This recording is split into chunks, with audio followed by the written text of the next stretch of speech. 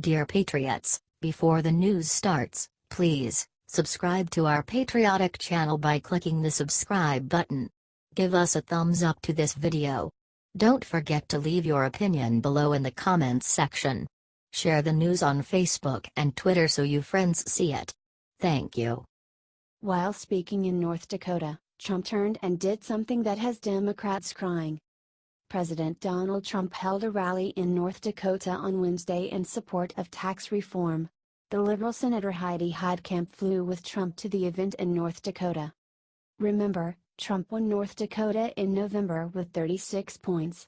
After today's tax reform rally, Trump called up the North Dakota lawmakers on stage to support his tax reform. President Trump also vowed to cut taxes for the working class in America. Share this if you are proud of our president.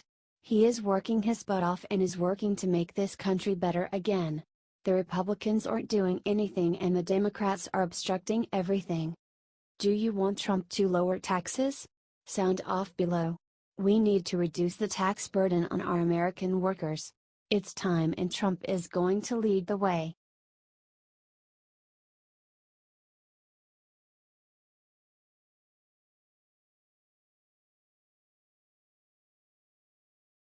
Trump just held meeting with Pelosi and Schumer and suddenly did unthinkable with them. President Trump just went around the Republicans to strike a deal with Chuck Schumer and Nancy Pelosi. The president agreed to move the debt limit to December. Trump met with congressional leaders on Wednesday at the White House. President Trump shocked the nation with the announcement and has really turned the Republican establishment on its head. They have not been able to pass legislation that can help working Americans. According to Politico, President Donald Trump agreed with Democrats to raise the debt limit and to fund the government for 3 months. Trump also agreed with Democrats that Republicans should pass a Hurricane Harvey relief package along with a 3-month debt increase. Share this if you are proud of Trump for working hard despite the failure of the Republicans to get anything done. Thank God that we have a president that cares about the people and not Hillary Clinton right now.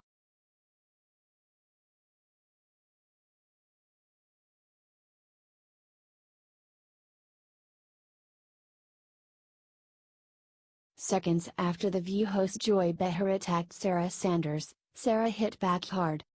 If you've ever viewed The View, you know that Joy Behar vehemently hates our president. She leaves no doubt about her feelings, each day insulting him and his supporters as much as she can.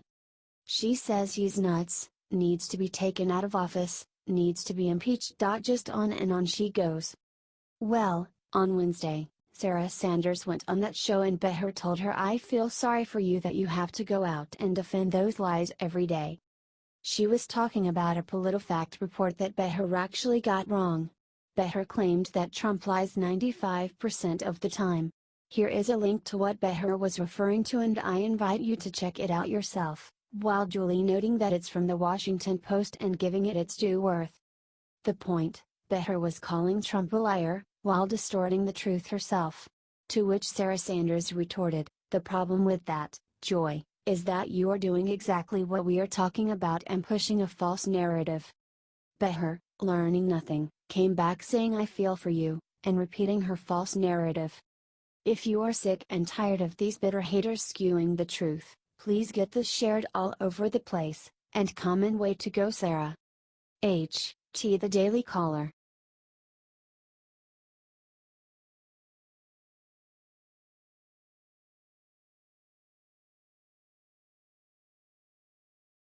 Karma alert. Moments after announcing book tour, Hillary got slammed with the worst possible news. Hillary Clinton has done everything she possibly can to stay relevant, but it looks like even some of her closest allies clearly want the opposite. With Hillary's upcoming book tour looming over the heads of Dems nationwide, the general consensus remains that more publicity for Clinton is simply bad for the Democratic Party. This obviously came as an unbelievable shock to Hillary, but most people involved are tired of rehashing her loss in November. Clinton has proven that she may never let it go, and this is a sore topic for Dems who are looking to gain seats nationally in 2018 and 2020. Maybe at the worst possible time, as we are fighting some of the most high-stakes policy and institutional battles we may ever see, at a time when we're trying to bring the party together so we can all move the party forward stronger together, Democratic Representative Jared Huffman of California told Politico. She's got every right to tell her story. Who am I to say she shouldn't, or how she should tell it? But it is difficult for some of us, even myself who've supported her, to play out all these media cycles about the blame game, and the excuses, he concluded. Unsurprisingly, other Democrats quickly joined in. There is a collective groan whenever there's another news cycle about this, said one source close to Clinton. I think she should just zip it, but she's not going to.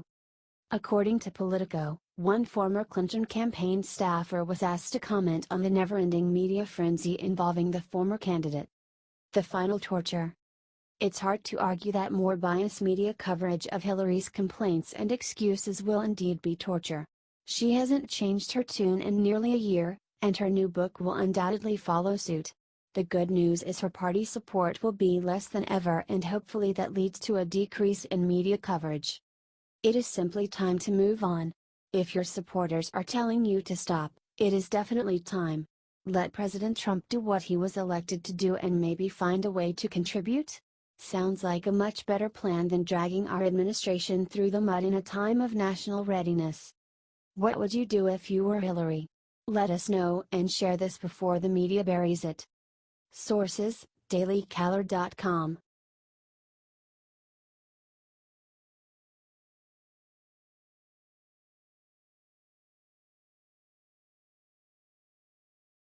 Ivanka just did what nobody expected inside the Oval Office, leaving Congress stupefied. President Trump had a very important meeting with some members of Congress, in the Oval Office on Wednesday. We all know, Trump is very close with his family, especially his children. And most especially, his daughter, Ivanka. So it should not have come as a surprise to anyone, when she entered the Oval Office on Wednesday, during the meeting between her father and those congressional leaders. They were meeting to discuss a plan to increase the debt ceiling, prevent a government shutdown, and pass a spending package offering aid to victims of Tropical Storm Harvey. This is very important stuff, for sure. Ivanka came in near the end of the meeting and, reportedly, some members of Congress became quite annoyed. This is, according to some reporters who learned the information from an aide who allegedly had knowledge of the meeting. Sounds like a reputable source of information, right? Hearsay upon hearsay, they call that in the legal world. And all anonymous to boot. Here's what one person tweeted about the incident. If these congressional leaders were, in fact, actually annoyed, they can just get over it. Ivanka, in addition to being Trump's daughter, is on his staff and a very intelligent, capable, articulate woman. It's clear Trump values her and her opinions greatly. If he wants her in his office, then she belongs there. If you agree, please comment "We love you Ivanka" and share so much she sees it. H.T. The Hill.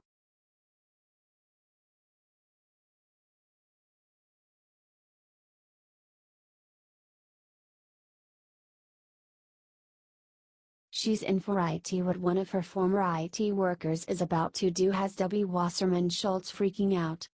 Hina Elvey, the wife of former House Democrat IT staffer Imran Awan, has agreed to come back to the U.S. and face bank fraud and conspiracy charges after leaving to Pakistan earlier this year.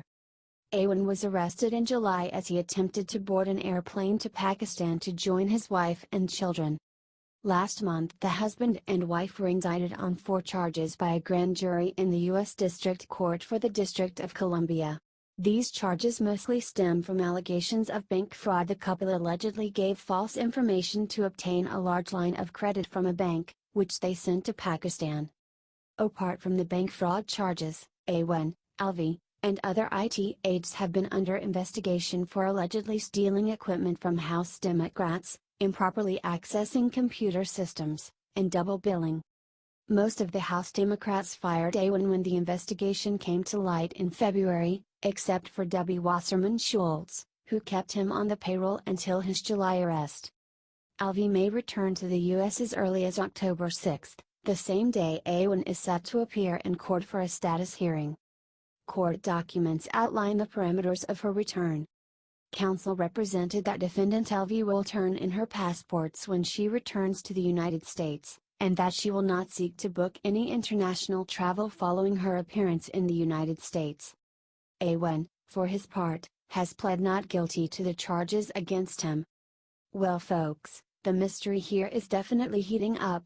I'm surprised LV is coming back from Pakistan, but it's great news and we might finally start to get some answers over the Democrats and especially Debbie Wasserman Schultz's sketchy dealings. Stay tuned and share this out. HT Fox News.